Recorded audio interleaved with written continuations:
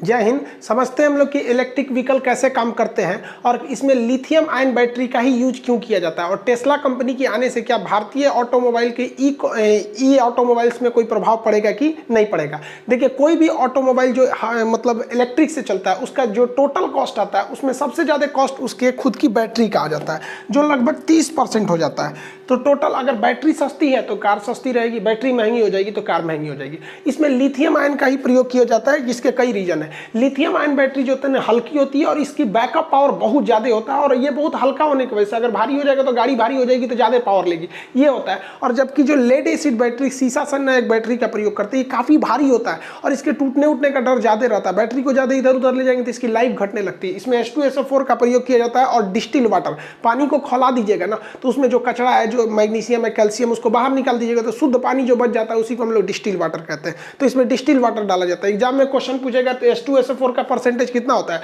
तो 38% H2SO4 पाया जाता है और जो डिस्टिल वाटर होता है सल्फ्यूरिक एसिड के अलावा डिस्टिल वाटर, ये 62% पाया जाता है।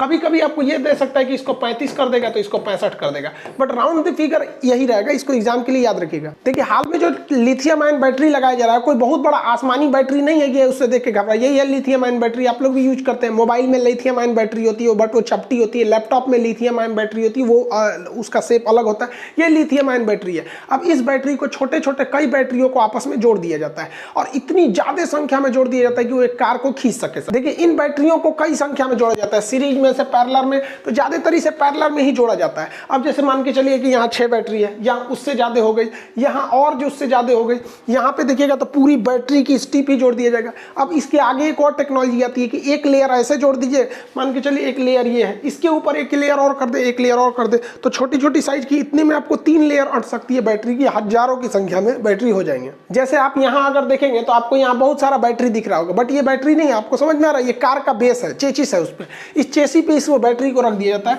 लगभग इसमें 7000 बैटरी रखी गई है, वो छोटी छोटी बैटरी जो लिथियम आयन की बैटरी है 7000, जिससे ये कार को आगे खींच ले जाएगा। इन बैटरियों के साथ 2 समस्या आती है। इन्हें ज्वाइंट कैसे किया जाए? देखिए, अगर आप इन्हें कॉपर के तार से जोड़ देंगे तो उसका इंटरनल रेसिस्टेंस, आंतरिक प्रतिरोध ज्यादा होता है, जिस वजह से ये बैटरी रेसिस्टेंस की वजह से ज्यादा नहीं चल पाएगी। तो इसे हम लोग स्ट्रिप से, निकल के स्ट्रिप पतली पत्ती से इसे ज्वाइंट किया जाता है ताकि ये मजबूती से पकड़े भी रहे और एक दूसरे में आपस में कनेक्ट भी रह सके। आप देखिए, इसमें खूब बेहतरीन ढंग से निकल का प्रयोग कर दिया जाता है।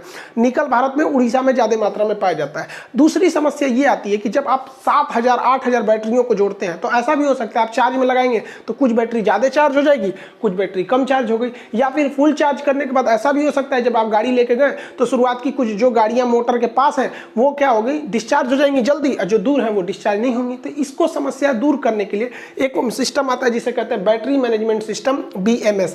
ये बैटरी मैनेजमेंट सिस्टम एक समान रूप से बैटरियों को चार्ज करता है और जब ये गाड़ी चलती है तो एक समान रूप से उनके खर्च को भी करता है, जिससे कि पूरी तरह से पावर बैलेंस रहता है और गाड़ी स्मूथली चलती है। तो ओवरऑल आपके दिमाग में बैठ गया कि भैया निकल और लिथियम की बहुत ज्यादा जरूरत है, अदरवाइज हम इलेक्ट्रिक कार की कल्पना नहीं कर सकते। इसके लिए भारत सरकार ने काबिल नाम की एक योजना का प्रस्तुत किया। ये 3 कंपनियों का एक ज्वाइंट वेंचर है, जिसका फुल फॉर्म काबिल का क्या होता है भैया, खनिज, KA से हो जाता है खनिज, B से हो जाता है विदेश, I से होता है इंडिया लिमिटेड।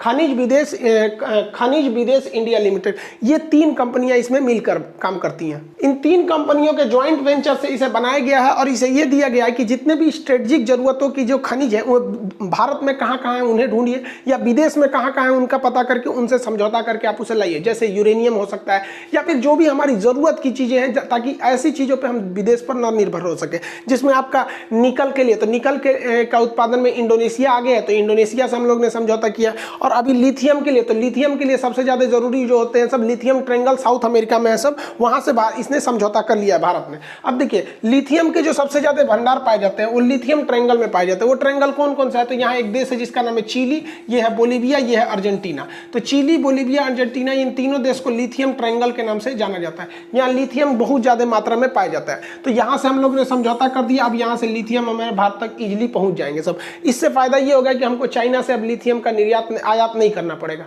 इसके अलावा लिथियम ऑस्ट्रेलिया में भी पाया जाता है। हम ऑस्ट्रेलिया और चाइना के व्यापार को काउंटर करने के लिए हमें यहाँ से ज़्यादा व्यापार करना चाहिए, तो हम ऑस्ट्रेलिया से भी इसकी आयात को हम लोग अभी समझौता कर दिए, तो लिथियम की कोई कमी नहीं होगी। जबकि इसके ऊपर जो स्टिप लगाई जाती है वो जो लगाई जाती है निकल की, तो निकल की सबसे ज़्यादा मात्रा इंडोनेशिया में है, भारत में उड़ीसा में। तो हालांकि निकल के लिए हमें कुछ खास निर्भरता की जरूरत नहीं है, उड़ीसा से काम चल जाता है, नहीं तो इंडोनेशिया से ऑलरेडी समझौता हो गया। तो इससे हम ये समझ सकते हैं कि अब जो इलेक्ट्रिकल व्हीकल आ रही हैं सब 2025 के बाद आप इसे सड़कों पे देखेंगे तो इसमें चीन की निर्भरता काफ़ी कम हो जाएगी। और ये जो हालिया घटना जो गलवान को देखते हुए नीति आयोग ने एक अलग से गठन भी कर दिया है कि भैया जो भी कंपनी भारत में आके लिथियम आयन की बैटरी बनाएगी या उसका मैन्युफैक्चरिंग प्लांट डालेगी तो उसको अलग से छूट दिया जाएगा, टैक्स में भी छूट दिया जाएगा। लिथियम के अलावा भी आपको कुछ पता होना चाहिए, जैसे एक पदार्थ होता है सोडियम। सोडियम एक ऐसा तत्व है जिसे आप चाकू से काट सकते हैं, एक्टिव होने की वजह से इसे केरोसिन तेल में रखा जाता है। जबकि फास्फोरस जो होता है, फास्फोरस को आप मिट्टी तेल में रखते हैं, सफेद फास्फोरस को मिट्टी तेल में पानी में रखा जाता है। लाल फास्फोरस तो खैर ये क्या होता है, स्टेबल होता है, इसे माचिस की तिल्ली पर लगाया जाता है जिससे ये ज्वलनशील हो जाता है। हमारे शरीर में भी फास्फोरस पाया जाता है, जिसके शरीर में फास्फोरस ज्यादा पाया जाता है उसे चींटी वगैरह काटने, डंक बिच्छू की डंक वगैरह कम चढ़ता है। तो देखते होंगे किसी को बिच्छी मारेगा तो कूद जाता है, कोई को असर नहीं करता है। तो जिनमें फास्फोरस अधिक रहती है, अगर उनके मरने के बाद उनकी चिता को जलाया जाएगा तो उनके अस्थियों में आग बहुत तेजी से पकड़ने लगता है। जिनमें फास्फोरस की कमी रहेगी थोड़ा कम मात्रा में उसमें आग पकड़ता है। इसके अलावा जो प्लेटिनम होता है, प्लेटिनम सबसे कठोर तत्व है जबकि हीरा सबसे कठोर पदार्थ है। तो क्वेश्चन गलत नहीं करेंगे, ये सबसे कठोर तत्व है, ये सबसे कठोर पदार्थ है। नकली हीरा कार्बोरेंडम को कहा जाता है, जो शीशा काटने के लिए आता है SiC। तो कार्बोरेंडम जो होता है सिलिकॉन कार्बाइड, तो उससे हम लोग नकली हीरा से क्या करते हैं, वो शीशा काटते हैं। अब असली हीरा का प्रयोग नहीं हुआ था।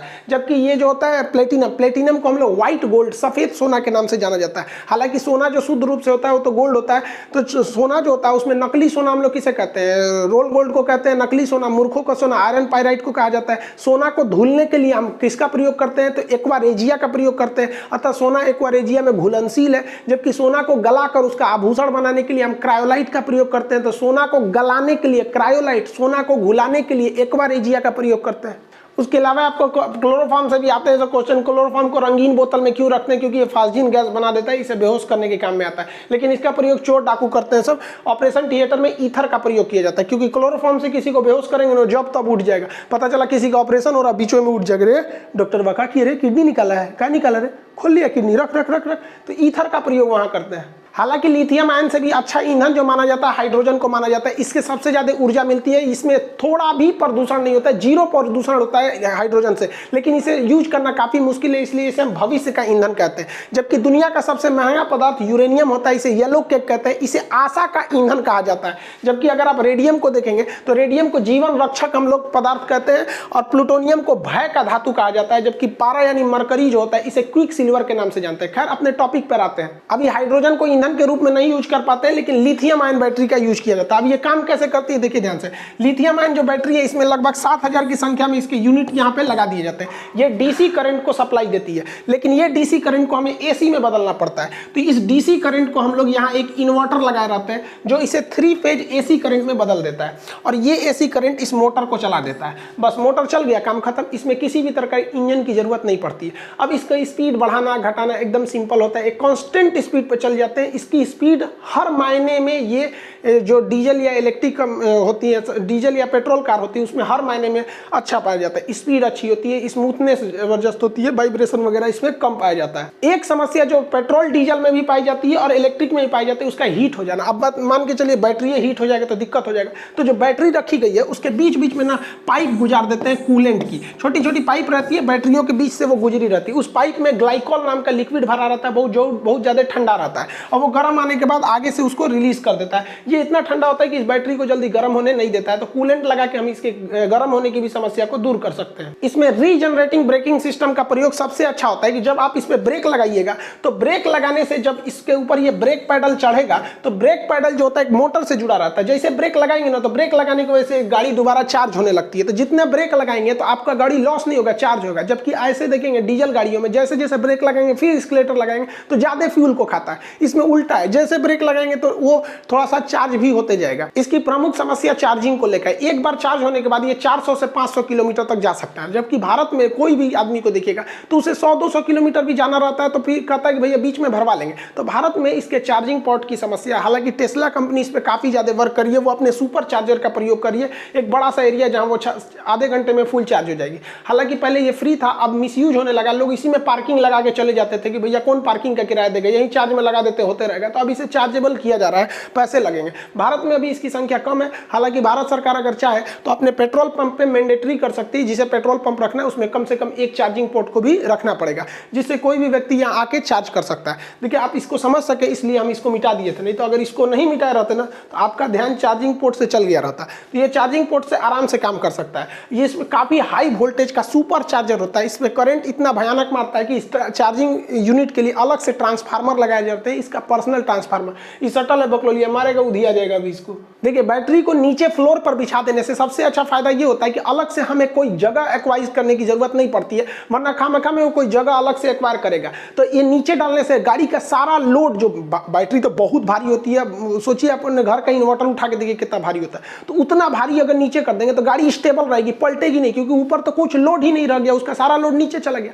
दूसरा, इसे इलेक्ट्रिक कार को जब भी क्रैश टेस्ट कराया जाता है, यूरोपीय NCAP, ये क्वेश्चन पूछा हुआ है, क्रैश टेस्ट कौन करता है? Global NCAP new car assessment programme होता है। इसमें गाड़ियों को हर एंगल से लड़ा के देखा जाता है कि कितना अंदर जो रोबोट को बैठा दिया जाता है, जिसको चोट लगता है, सेंसर लगता है, वो बता देते हैं। तो इन्हें 5 रेटिंग, जितनी भी इलेक्ट्रिक कार होती है इजीली 5 रेटिंग कर लेती है। हालांकि डीजल और पेट्रोल की गाड़ियों को 5 रेटिंग आने में बहुत मुसीबत होती है। हालांकि भारत में टाटा कंपनी की जो जितनी भी गाड़ियां होती हैं उनकी रेटिंग काफी अच्छी होती है। इन इलेक्ट्रिक कार से एक फायदा ये होगा कि इनमें वाइब्रेशन भी नहीं होता है। अब देखिए गाड़ी का इंजन स्टार्ट होगा तो वाइब्रेट करने लगा, ये वाइब्रेशन भी नहीं करेंगे सब, और पोल्यूशन भी नहीं करेंगे, ना तो ये नॉइज पोल्यूशन करेंगे, गाड़ी स्टार्ट होगा घन घन घन घन करेगा, एयर पोल्यूशन को तो रद्द करके रख देते हैं। सबसे बड़ा फायदा होगा कि हम लोग करोड़ों रुपए जो क्रूड ऑयल को आयात करने में करते हैं वो खत्म हो जाएगा। क्रूड ऑयल को हम लोग बैरल में भर भर के मंगाते हैं। आपसे क्वेश्चन, एक बैरल में कितने लीटर होते हैं? 159 लीटर, 159 लीटर एक बैरल में आता है। बैरल को हम लोग देहात की भाषा में ड्राम बोला जाता है।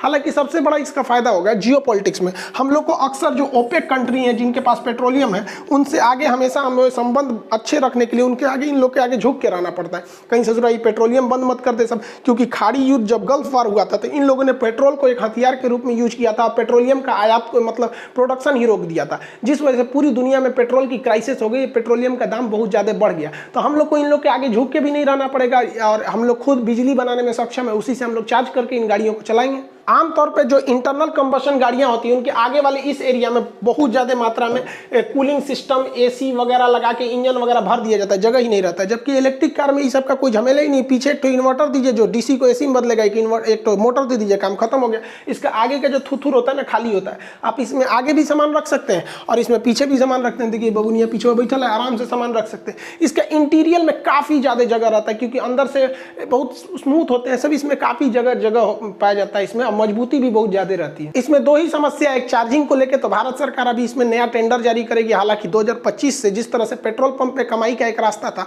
अब इलेक्ट्रिक व्हीकल्स पे भी कमाई का रास्ता हो जाएगा। क्योंकि आपको भी पता है 100-150 किलोमीटर पे तो आप भी अपने गाड़ियों में पेट्रोल भरवाते होंगे, लेकिन फर्क यही है कि 5 मिनट में पेट्रोल या डीजल भरा जाता है। और इसमें भी है ये आराम से 300-400 किलोमीटर चली जाएगी आपकी गाड़ी, यहाँ पे कोई दिक्कत नहीं आएगा। लेकिन यही दिक्कत है कि इसको चार्ज करने में आधा घंटा टाइम लगता है, तो एक टाइमिंग की समस्या है। दूसरा, इसकी प्राइस काफी ज्यादा होती है, बहुत महंगी मिलती है। लेकिन एक फायदा ये है कि इसका मेंटेनेंस कुछ भी नहीं है, कोई सर्विसिंग का झमेला ही नहीं है उसमें। और इसे सर्विसिंग करो, ये बिगड़ गया, इसमें कुछ नहीं बिगड़ता। इसकी बैटरी जब खराब होती है तो उसको रिफाइन नहीं किया जाता, दोबारा यूज कर लिया जाता है। इसकी बैटरियों को निकाल के आप इन्वर्टर में लगा सकते हैं, कहीं और भी लगा सकते हैं। इसकी बैटरी का जो लाइफ साइकिल होता है, भले इस गाड़ी में 3 साल 4 साल रहा है, लेकिन गाड़ी में निकलने के बाद भी ये 5-7 साल और चल सकता है। अब बात करते हैं टेस्ला कंपनी के। टेस्ला कंपनी के CEO जो हैं इलोन मस्क, इनको लगता है कि भैया भारत में बहुत कमाएंगे, बहुत होशियार आदमी है भैया, ऐसे ही दुनिया का सबसे अमीर आदमी नहीं बन गया जेफ बेजोस को पीछे छोड़कर। इसने अपना प्लांट लगा रखा है चाइना में, बैटरी उत्पादन करता है चाइना में, क्योंकि चाइना में लिथियम आयन आराम से अवेलेबल है, और वहां से भारत को भेज देगा यहाँ पर, और नहीं तो अमेरिका से डायरेक्ट भेज देगा। तो भारत में भैया मोदी जी को का पगला समझ लिया। भारत सरकार ने कह दिया कि भैया जितना के तुम्हारी गाड़ी है ना, अगर खड़े बना के विदेश से लाओगे ना तो उतने हम टैक्स लेंगे। भाई साहब, इसकी सबसे सस्ती जो गाड़ी है वो 28 लाख की है।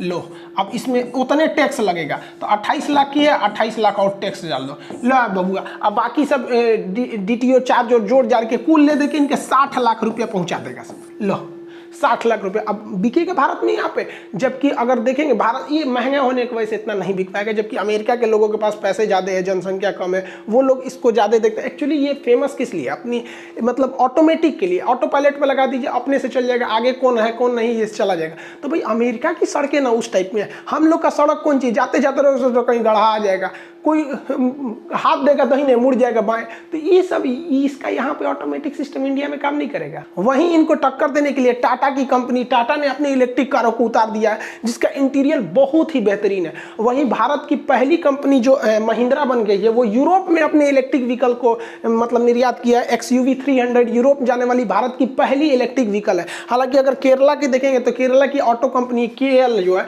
वो नेपाल को अपने ऑटो रिक्शा वगैरह को निर्यात करना चालू कर दिया। तो हम ये समझ सकते हैं कि आने वाले 2025 से 26 तक में भारत में इलेक्ट्रिक व्हीकल की ये खपत बहुत ज़्यादा हो जाएगी। अब सूचना सुनिए, जो पटना का क्लासरूम है उसे 18 तारीख को ओपन कर दिया जाएगा। 18 तारीख को हिस्ट्री के बैच से लॉन्च हो जाएगा। हिस्ट्री का जो बुक्स थे वो उसको भी लाया जा चुका है। पॉलिटी तो बैच चल ही रहा है, वो तो आप ले ही लिए होंगे। यहाँ पे रेलवे प्रैक्टिस सेट वगैरह ये सब देखिए, इसमें से क्वेश्चन ज़्यादा आ रहे हैं। स्टैटिक जीके का पोर्शन बढ़ा दिया है, इसलिए आप प्रैक्टिस सेट पे ज़्यादा ध्यान दीजिए। करंट अफेयर जो चीज़ है, करंट अफेयर स्टैटिक का पोर्शन ज़्यादा है तो उस पर ज़्यादा ध्यान दीजिएगा। 18 से जब क्लासेज स्टार्ट हो जाएंगे तो वहाँ आप लोग को कुछ फी में डिस्काउंट दे दिया जाएगा, ऑफर रहेगा, 50% से ज़्यादा का फी को कट कर दिया जाएगा। और क्योंकि कोरोना की वजह से सबको प्रॉब्लम था यहाँ पे।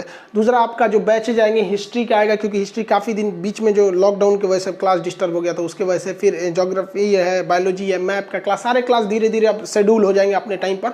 आप अब मिलेंगे हम लोग 18 तारीख को वहाँ पर, जबकि लेकिन आपका ऑनलाइन क्लासेज, यूट्यूब एप्लीकेशन, ये सारी चीज़ें आपकी चलती रहेंगी जो एज इट इज चल रही है। मिलेंगे नेक्स्ट क्लास में। जय हिंद।